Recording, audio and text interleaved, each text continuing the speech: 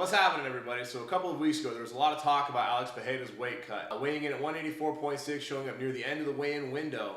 And when he did weigh in, post weigh-ins about a day or so after, he showed up on Instagram weighing about 211 pounds. So showing roughly a 27-pound increase. And to be honest with you, I think it's kind of light work because for my last fight, I cut over 27 pounds. I weighed in at 155.9, and fight night I was a little bit over 183 pounds. And to put that into perspective, Alex Pereira, for him to cut 27 pounds is roughly 12% of his body weight. For me, it was closer to 16. So for me, even though it's the same amount of pounds, it was a much more extreme cut. And I did it easily. It was actually relatively smooth. I got a little bit cocky in the middle of it and took a break. But had it not been for that, the weight cut would have been easy. I would have been one of the first to weigh in and would have rehydrated well. So what I want to do is take some time and walk you through exactly how I did it from start to finish so that maybe you can learn something. Should this be treated as gospel? Do I know everything? Absolutely not. But I know through trial and error and learning and research, this is what works for me. So hopefully for your next weight cut, you can find a way to improve things as well. So without further ado, let's get started. What I did to start is from Saturday, October 29th, each day up until Saturday, November 5th, I cut down on my carbohydrate intake, essentially lowered it by about 40%. Typically, on any given day, I'll eat 2 sweet potatoes, pretty good size. And so for the week, the last week leading up to weight cut week, I only ate 1 and I ate it at night. So my carbohydrate intake was lower. And in addition, I took dandelion root and hibiscus flower every day, both of which are natural diuretics. And actually, hibiscus flower is a very powerful angiotensin-converting enzyme inhibitor. So as you cut weight, your blood tends to get thicker because there's a lot less water. For me personally, I can certainly deal with a little bit more heart strain. I can feel it because my body has to work harder to pump the blood through. Well, luckily with an angiotensin-converting enzyme inhibitor, my blood can flow a lot more freely, so I actually feel a lot better as I cut weight. Starting on Saturday, October 29th, I weighed about 184 pounds, and waking up around 178 pounds on Saturday, November 5th, which is 1 week before the fight. So on Saturday, November 5th, I woke up like I normally do. I have a double espresso. I have my morning pre-workout without electrolytes. I took my normal nootropic stack, turmeric, curcumin, gorilla mind, which is a fantastic nootropic, some ashwagandha, and some teacrine. And then went ahead and went about my morning. I normally don't eat breakfast. For Saturday, I only had one meal, one normal sized meal, and then after that, I did a 24-hour fast. At this point, I haven't removed salt. I haven't started water loading. I simply lowered my carbs and began taking both dandelion root and hibiscus flower. So Sunday, November 6th is the first day of the actual weight cut. In order to expel a little bit more water, I actually double my caffeine intake. So I do 2 double espressos. I completely remove my morning pre-workout because although it is an effective source of nutrients and it does help with performance, it also does increase hydration. So in lieu of doing my morning pre-workout, I simply drink about 8 ounces of water with a mixture of adaptogenic mushrooms. I use reishi, chaga, lion's mane, and cordyceps, and I buy them from a company called Real Mushrooms. They actually test their mushrooms with a third party to verify the active compounds in them. And they use a really good water extraction method to make sure that they get the maximum benefit out of it. And in addition to using the mycelium, they also use the fruiting bodies, which is where most of the beta-glucans are located. So definitely one of my favorite companies there. I drank 2 gallons of water that day. And typically when I water load and I drink 2 gallons, I like to drink the first gallon relatively quickly. I don't necessarily advise doing this. I don't necessarily feel the best, but in the spirit of being an MMA fighter, we all take risks, we all do things that are a little bit dumb. So this is one of the ways that I do. Again, I don't recommend you do this, but this is how I do it. So I drink a gallon of water in about an hour or so, and that way I can pace the other gallon out relatively normally throughout the day. My first meal came at roughly 3 o'clock. What I like to eat during weight cut week is pretty simple, to be honest with you. Chicken breast, as much greens as I like. I like to buy mixed greens. I don't like to eat raw spinach during my weight cut. Not that I am particularly susceptible to kidney stones, but raw spinach is particularly high in oxalate. And oxalate is the primary component of kidney stones. And since my kidneys are already under strain from cutting so much water, I don't feel like I want to put more strain on them by adding spinach. So I'm particular about that. So mostly arugula, baby kale, radicchio. Standard mixed greens doesn't have a lot of spinach in it, so that's the way I like to go. So chicken breast, mixed greens. I'll do one whole ripe avocado with my first meal of the day, and as much olive oil as I can fit onto the plate. Olive oil is a very nutrient dense, very calorie dense food. And as a student of longevity, one of the doctors I study a lot is Dr. Stephen Gundry. And as irreverent as he is, oftentimes his stance is that most food exists simply to put olive oil in your mouth. Most of the longest living cultures in the blue zones of the world all have high intakes of olive oil. The Mediterranean diet is primarily focused around olive oil, and so that's why I like to do as much olive oil as I can. And I do a bit of fruit as well during weight cut week, but it's much smaller. I like fruit as a carbohydrate source during weight cuts for a couple of reasons. Number one, believe it or not, it's actually relatively low in glucose if you're doing certain fruits. For me, I like acai and blueberries, and both of those are relatively low in carbohydrates, particularly glucose, and they do have a bit of fructose in them as well. And fructose is nice because it doesn't restore muscle glycogen, it restores liver glycogen. It gives you a little bit more satiety, and it makes you feel a little bit better as you go through this process. Any little thing helps. Plus, it being sweet and cold, it actually is a bit of a reward despite the bland food that weight cuts tend to bring. So I'll do my first meal with chicken breast, greens, avocado, olive oil, and a little bit of fruit at around 3 p.m. And then about 3 hours later, I'll eat my second meal, which is another chicken breast with as many mixed greens as I'd like and as much olive oil as I can fit onto the plate.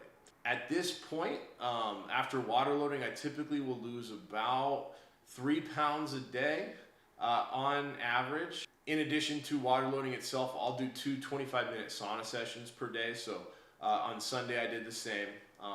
Monday, November 7th, was much of the same. I woke up this day at about 175 and started out with the same 2 double espressos, adaptogenic mushroom drink, nootropic stack. 3 p.m. I had the same meal as I did on Sunday. Same bit of fruit with a little bit of chocolate in it as well. And then 2 25-minute sauna sessions. I did some light movement work. And at 6 p.m. I had the exact same thing as I had the previous day. Chicken breast, greens, olive oil. Once I start water loading, I don't take in any more salt. I think that's an important thing to realize. So no more salt, no more electrolytes. Tuesday, I woke up at about 172 pounds.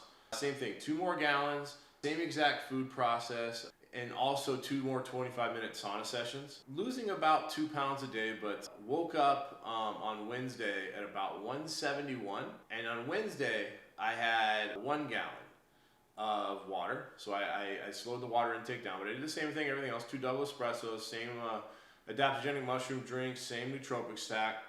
From there, I had the same meal, but this is where I changed things. Is after the 2 meals, the 2 basically chicken breast salad without seasoning and a ton of olive oil, 1 avocado, a little bit of fruit with some chocolate. Wednesday night at 6 p.m. was the last time that I had food up until after I weighed in. Okay. Thursday, November 10th was travel day. I went ahead and had 2 double espressos, adaptogenic mushroom drink, and nootropic stack in the morning. And after that, no more food or water.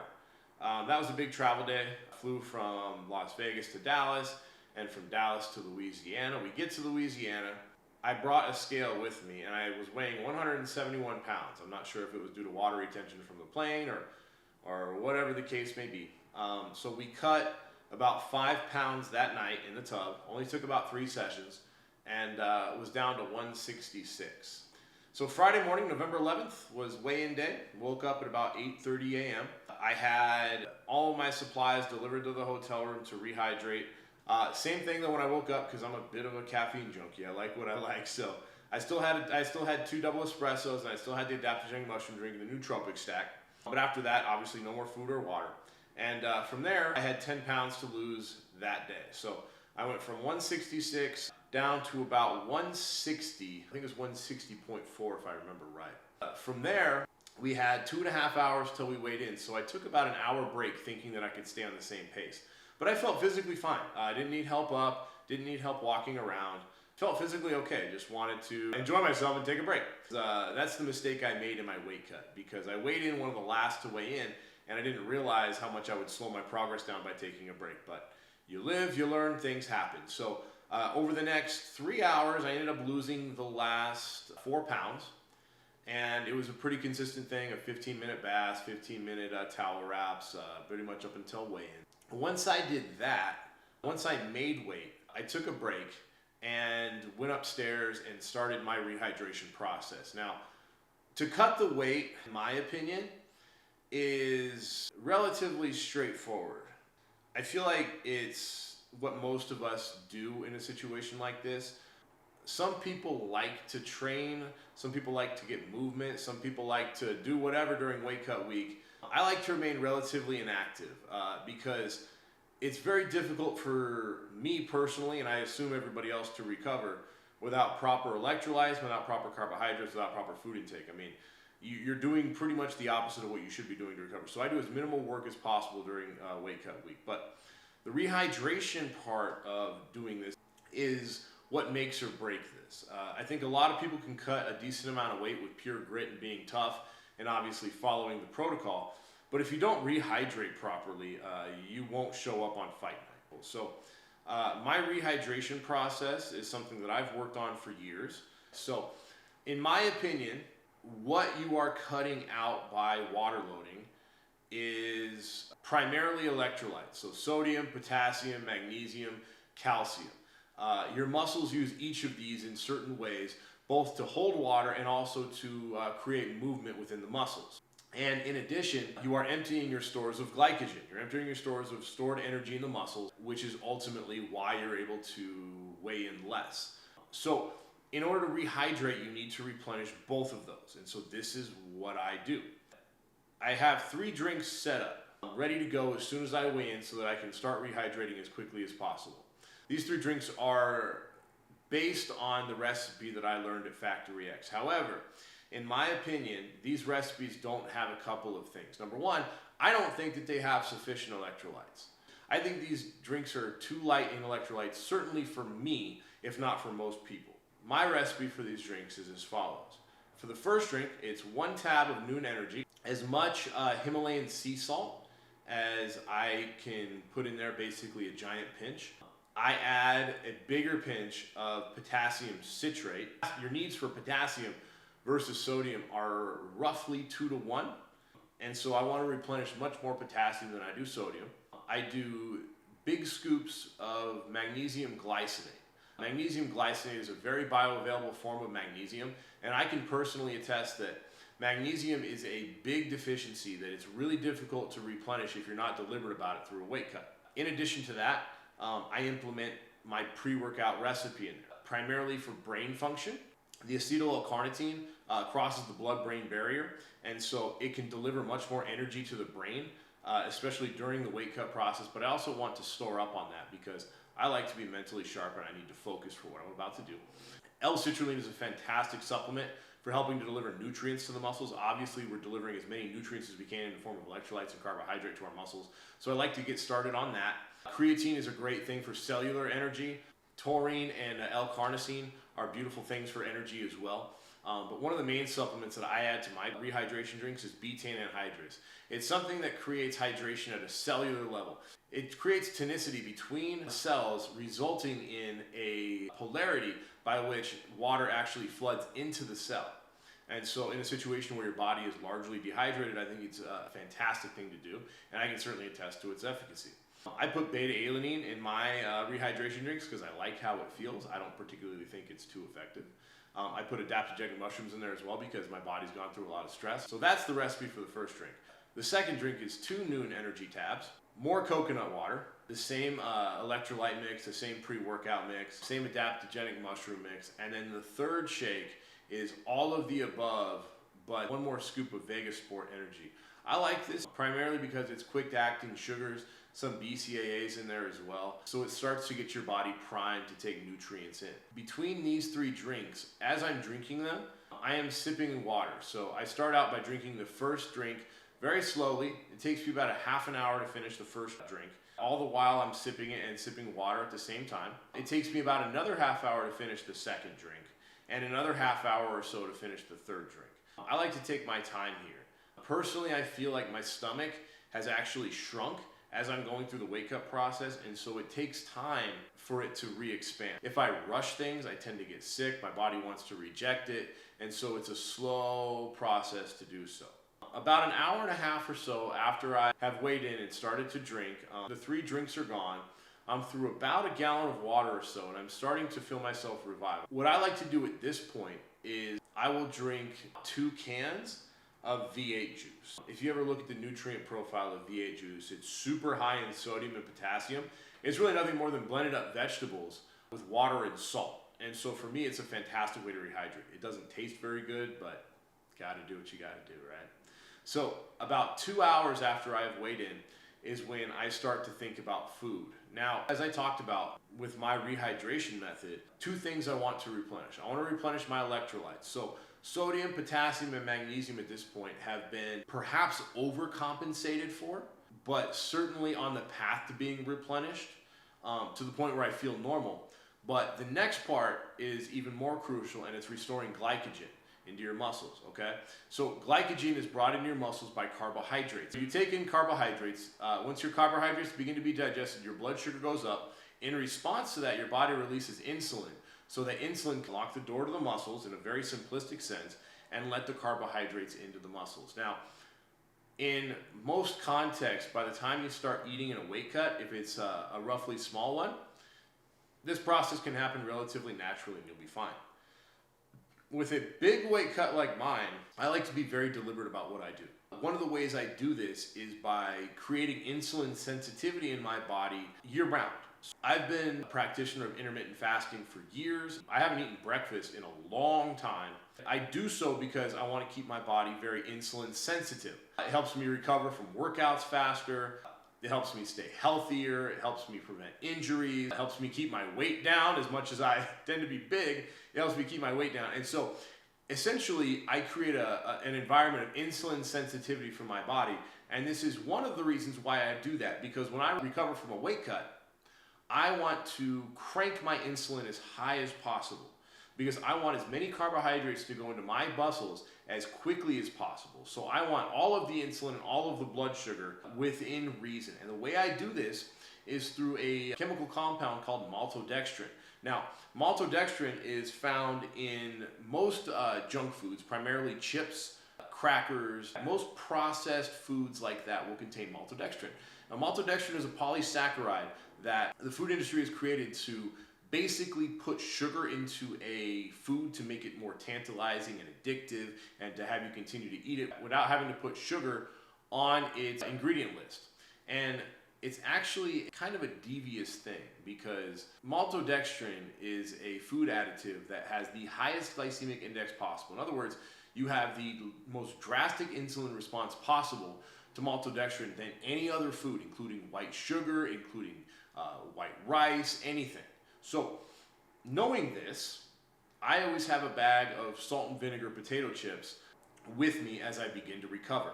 Ideally, I would use sweet potato chip because with this kind of a situation and this much stress put on your body, the last thing you want to do, and the last thing I certainly want to do, is cause gastric distress. I don't want to cause any more problems for my stomach than I need to because it's already not feeling particularly great.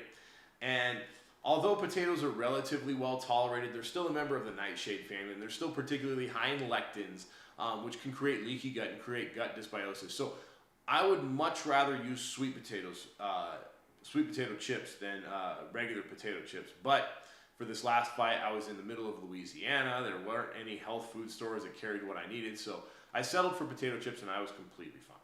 So about 2 hours after starting to rehydrate, after weighing in, I started eating salt and vinegar potato chips. And by this point, I'm starting to develop an appetite in addition to the spike of insulin from the maltodextrin and the potato chips. One of the things that's great about junk foods like that is the combination of carbohydrate and fat.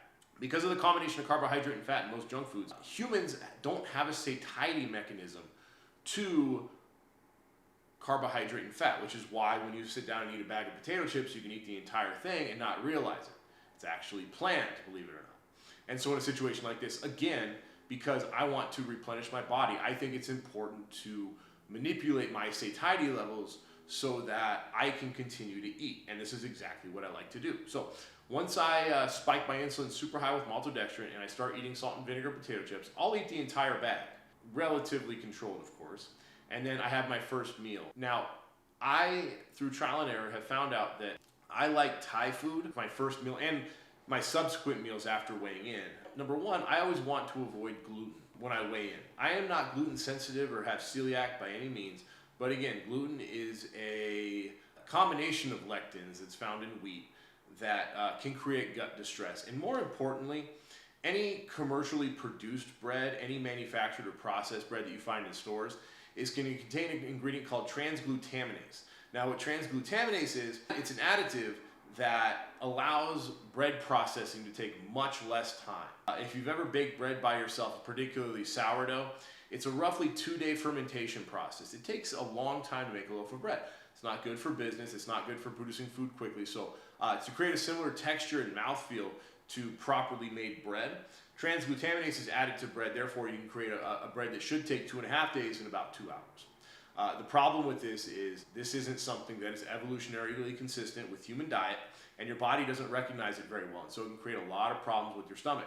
And this is something I tend to avoid. So I find that Asian food, particularly Thai food, is great for that reason. Thai food doesn't necessarily use gluten. The components of red curry, for example, I think are perfect for rehydrating. The spice mix makes it interesting and also relatively soothing to me personally. I find chicken very easy to digest. I like the idea of white rice and I eat it in abundance. I can always add salt to it as well. And any of the vegetables that are in there, for whatever micronutrients they may have, are often cooked very, very well. So that way when you eat it, it doesn't cause you to get gassy and bloated. I find that for me, if I eat undercooked vegetables, it actually gives me a bit of indigestion. So that's my first meal post weigh-in. And typically what I've done is I've had 3 more of those meals on standby. And after my first meal, I'll go back to the hotel room or home or whatever. I'll eat a fruit smoothie, typically of blueberries and acai with chocolate. I will continue to eat potato chips if I have a second bag, and if I feel like I want to eat them, I will. From there, I will eat some pecorino romano cheese because I have replenished my other 3 electrolytes very well. I've replenished sodium, potassium, magnesium, both through supplementation, and magnesium particularly through chocolate. I will eat an avocado with my first meal because of the potassium, and obviously I've been adding a lot of sodium. So those electrolytes have been replenished, but calcium is one that I don't like to do through supplementation for many reasons. So I will get that from food, and where I like to get it from is pecorino romano cheese. It's a really nice hard cheese, properly fermented, low in lactose, and at the same time, as opposed to say Parmigiano Reggiano, which is an aged cow's milk cheese, sheep's milk cheese like Pecorino Romano has a different type of casein protein called casein A2, which is much more tolerable to digest, especially for me. About 500 years ago, European dairy cows underwent a genetic mutation whereby the milk that they produce changed the style of casein protein. So as a side note, a lot of people that think they are lactose intolerant end up being casein A1 protein intolerant. So if you don't respond well to dairy, I suggest trying sheep or goat milk, either kefir or cheese, and notice a difference, because I did the same thing and I certainly noticed a difference. I will have 2 servings of red Thai curry, as mild as possible, white rice, avocado, my 1 smoothie, and as many of the potato chips as I feel like I want to eat, all the while drinking water. Now, by this point, on my last weigh-in, it was roughly 10:30 p.m. and I was back up at 183 pounds. And I felt good. I felt full. I felt my muscles recovered. I had the hiccups, which was strange, but whatever. But other than that, I felt good. So one point of emphasis that I want to make is that I like to stop eating, especially the night before a fight. I like to stop eating roughly 2 hours before I'm going to bed because I want a really good night of sleep. And I want to sleep at least 7, if not 8 hours. So that's exactly what I did. I woke up the next morning, warmed up my 3rd portion of Thai curry at about 11 a.m. after having coffee, my nootropic stack, my pre-workout, my double espresso. I had my first bowl of Thai curry for the day. with another avocado, as much salt as I can put on it, some more potato chips, some more white rice, another acai bowl. At about 1 p.m., about 8 hours before the fight, I stopped eating completely. And at that time, I weighed a little bit over 183 pounds, about 183.4 or 0.6, something like that. And that's how I did it. And so it is entirely possible to cut more weight than you think and rehydrate well. I hope that you can get something out of this. I hope that you've learned something, and I hope that you can find ways to improve your own weight cuts, because that's my goal. I love you guys. Anybody that's going to watch this is somebody that I know. So I love you guys, I care about you guys, and I want you to be the best versions of yourself that you can. So if you can find a better way to cut weight, or perhaps go to a lower weight class and dominate even further, I'm happy about it. So let me know if you have any comments, questions, concerns, and I will talk to you soon.